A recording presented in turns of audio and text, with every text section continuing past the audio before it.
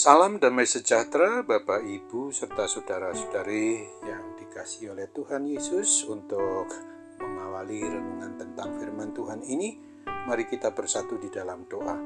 Tuhan Allah Bapa di surga yang melebihi segala akal, hati, dan pikiran kami umat manusia, berfirmanlah kepada kami sebab kami bersedia untuk mendengar, dan atas pertolongan Roh Kudus mampukan kami agar boleh melaksanakan firman-Mu itu dalam hidup kami sehari-hari.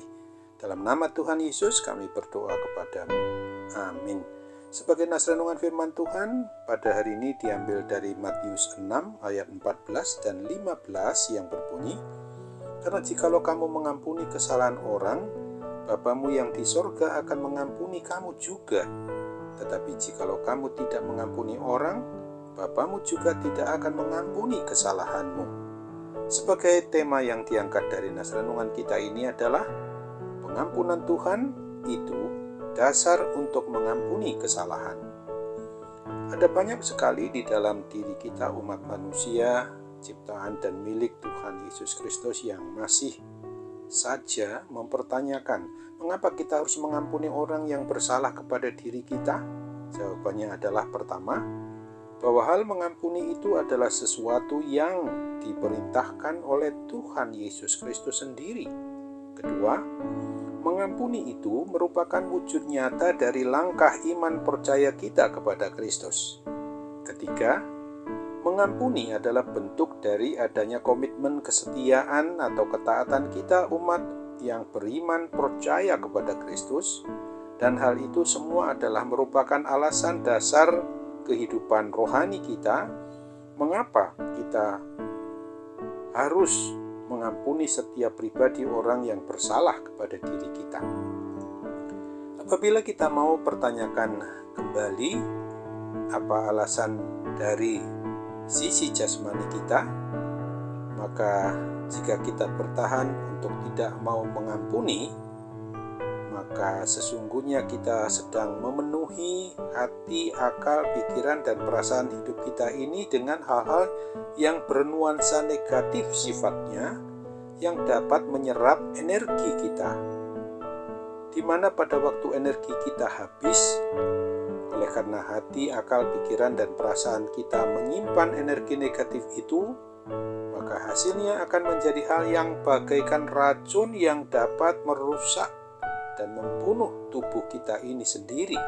Artinya, bahwa hati, akal, pikiran, dan perasaan negatif itu sendiri tidak akan pernah dapat menghasilkan sesuatu yang positif sifatnya.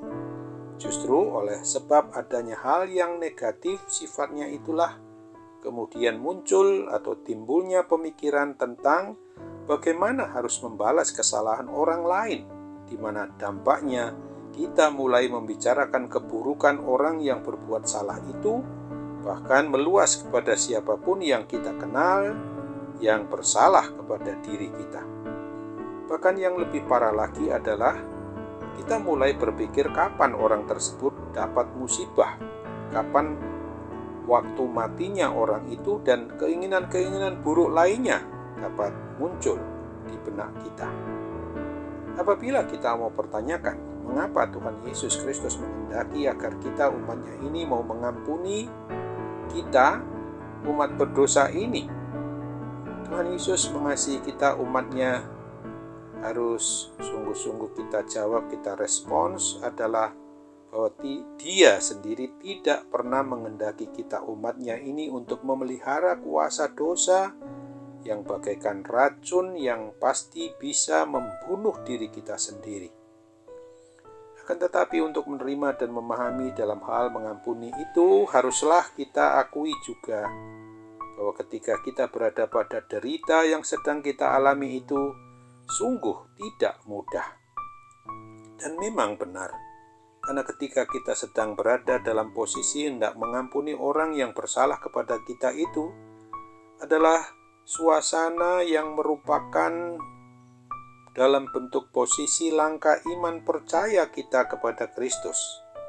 Kita tidak pernah akan sanggup untuk mengampuni orang yang bersalah kepada kita, tetapi kita mau hidup yang hendak taat dan setia kepada kebenaran firman Tuhan Yesus, kita harus akui bahwa kita tidak mampu, tetapi oleh pertolongan Roh Kuduslah yang akan memampukan kita. Hati sudah terlanjur terluka begitu dalam akibat dari semua perbuatan orang yang menjahati kita.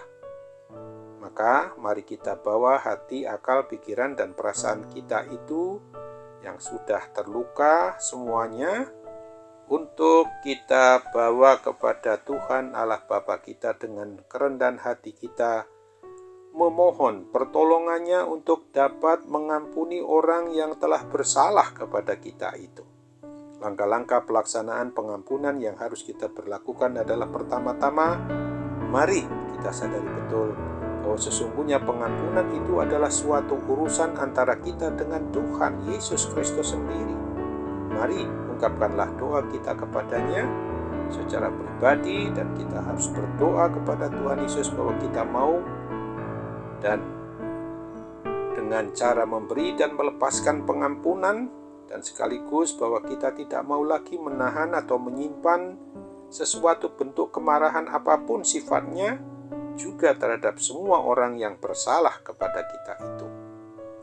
Mari kita bertindak dengan tulus dan secara ikhlas pula di dalam hal mengampuni orang yang bersalah kepada diri kita. Sebesar dan sekecil apapun juga kesalahan orang lain yang telah diperbuat itu kepada kita, maka mari kita sungguh-sungguh mau membuang energi negatif yang bagaikan racun kemarahan itu, hingga akhirnya kita boleh menikmati hati, akal, pikiran, dan perasaan yang pasti akan selalu dipenuhi dengan kelegaan di dalam kasih karunia Tuhan Allah Bapa kita melalui Yesus Kristus Tuhan dan Juru Selamat kita, dan dalam persekutuan Roh Kudus. Amin. Mari kita kembali bersatu di dalam doa. Terima kasih Tuhan Yesus, terima kasih untuk firman-Mu yang pada hari ini kembali mengingatkan kami bahwa di dalam hal memberikan pengampunan kepada orang yang bersalah kepada kami milik-Mu ini, sesungguhnya dasarnya adalah pengampunan Tuhan yang sudah Tuhan karuniakan kepada kami untuk mengampuni kesalahan dan dosa kami. Oleh sebab itu, ketika kami sedang berada dalam posisi yang masih saja menyimpan kesalahan orang lain, maka tolong kami untuk mampu memberikan pengampunan kepada mereka. Dalam nama Tuhan Yesus kami berdoa dan bersyukur kepadamu. Amin.